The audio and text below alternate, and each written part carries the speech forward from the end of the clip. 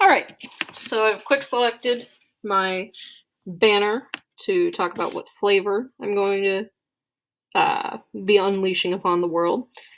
And I want to make sure in my algae example, if you look really close, I missed just a little bit of that red. So I really want to nail it, and I want to come back to this part of the mask I missed later.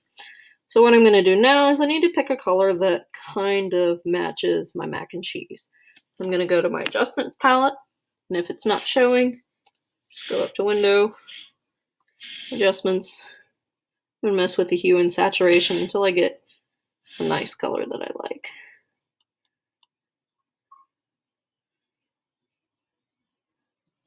Getting closer. I like that orange. It's a little brown though. Maybe I can lighten it up. That's better. That's like mac and cheese orange. And I'm going to go ahead and click off of that. And if I really don't like that, that's the non-destructive way of doing it. I'm going to go back to that mask and fix the smear because it's bothering me. Ooh! Okay, important thing, click on the actual layer mask before you do that. We all live and learn. This is my very first time doing this project, as I assume it is also your first time doing this project, unless you hang out on Reddit, in which case more power to you. Alright, so I've got a nice orangey banner on the top and bottom. Now I need to create my flavor. If I was really trying my hardest to match everything, I could go to a site like Font Squirrel to find the Poptart font. The best I could come up with was a font they had used for a promotional box called Crazy Good. It's called Dwayne something. But I could not find the original font of the flavors. The closest thing I found was a font called Skia, S-K-I-A. And that gets you pretty darn close, which is all we're going for something funny like this, to what you're after. I'm going to write this in black first.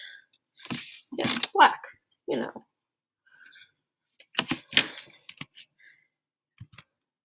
I will change it to black. Mac and cheese. And the reason I'm going to change it to black, you'll see in a second, is because I'm going to create kind of a drop shadow. I'm sure there's an easier way of doing that, but for now I want to do it this way. I'll click on my text layer.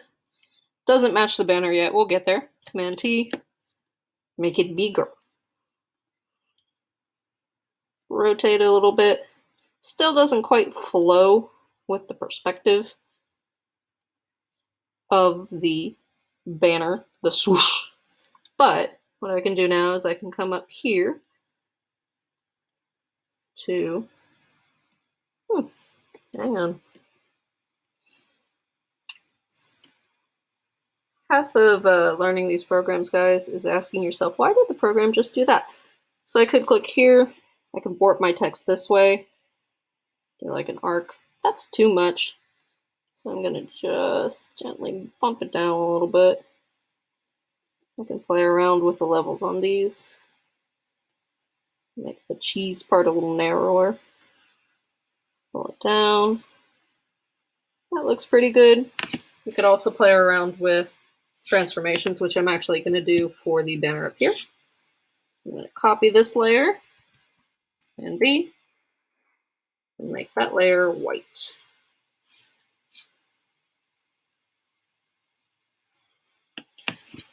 Okay. So now that that's white, I'm going to drag that down just so it lines up with the other one. Move it just over and out a little bit. Get a nice drop shadow. Just very slight effect. Yeah, that seems good. Okay. So now that I've got that, I can rasterize my type. Fun fact, before I started teaching this course, I didn't know what rasterize meant. It's very simple. It's kind of just flattening it into an object. That way I can merge these layers, because otherwise I wouldn't be able to put them together. And I want to be able to move that as one piece now. Command E for merging layers. There we go. And I think that needs a little more rotation. I'm going to do that real quick. No, that's not what I wanted. Wrong layer, Kronk. Here we go. The big old rectangle should have tipped me off. Alright, now that I've got that part of the banner taken care of, I'm going to copy that layer again. Command C, Command V, or Command F if you're Pitman. And I'm going to play around with the perspective transform. Because the plane of the box is actually going this way. We want our text to match that. I'm just going to kind of squish it, stretch it, and play around. That's too much perspective until I get something that vaguely resembles what I'm after. And again, it's at the top of the box, so it doesn't have to be super readable. You want your attention to be drawn to the front. Scooch that over with my arrow keys. Mac and cheese! There's a couple things left to do now.